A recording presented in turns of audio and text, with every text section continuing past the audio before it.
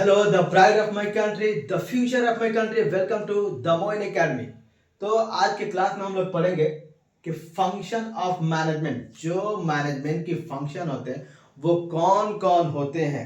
Management के function कौन कौन होते हैं।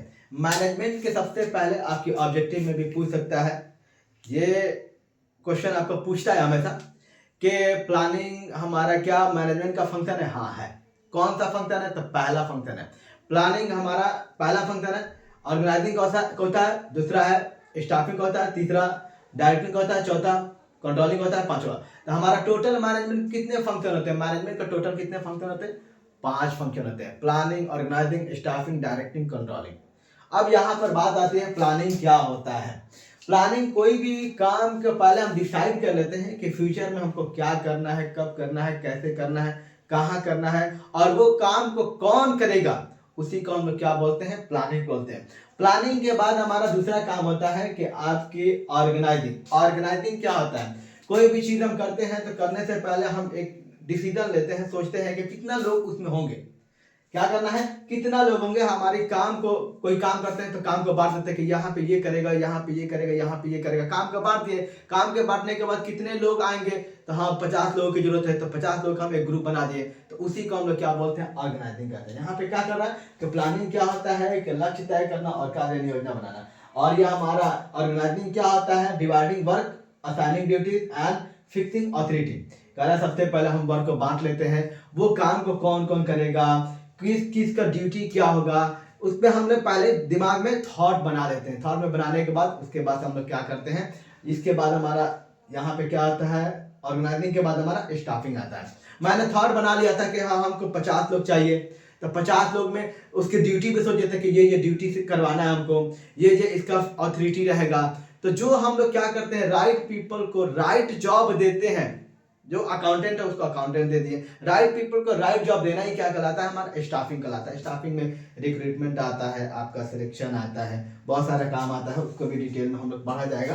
तो hiring, training and placing the right person at the right job, सही व्यक्ति को सही काम देना ही क्या कहलाता है? हमारा स्टाफिंग कहलाता है। ये बहुत सारा, बहुत 5 नंबर का आपका आता है बोर्ड में।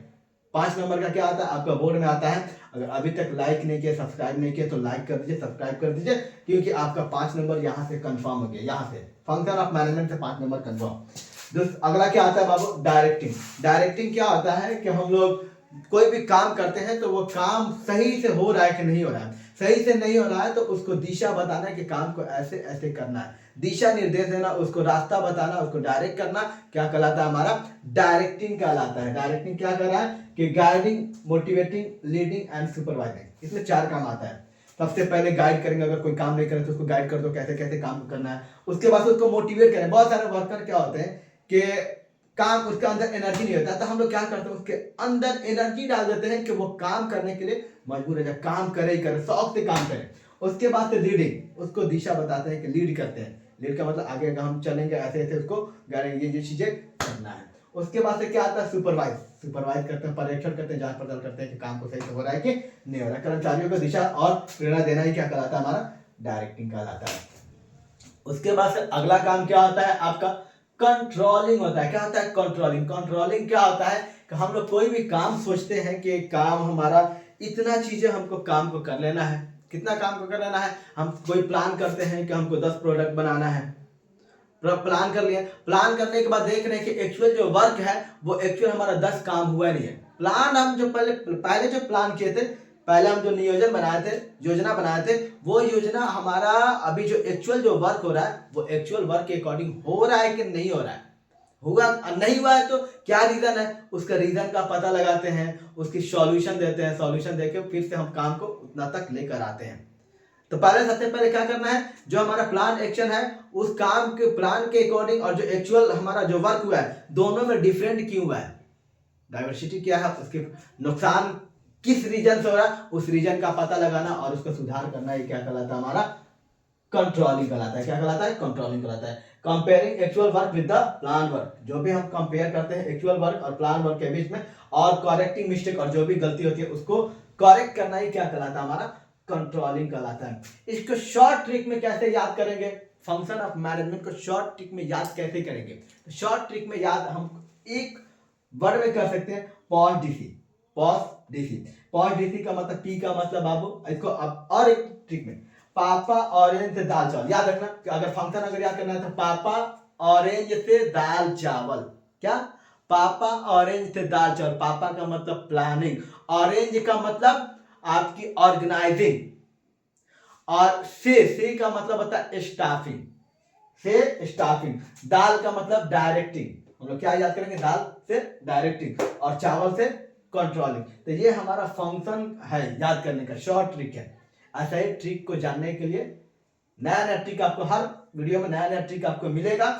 और आपने अभी तक लाइक नहीं किया, सब्सक्राइब नहीं किया तो लाइक कर दीजिए, सब्सक्राइब कर दीजिए, शेयर भी कर दीजिए, ताकि आपकी वजह से दूसरा कोई भी फायदा उठाए।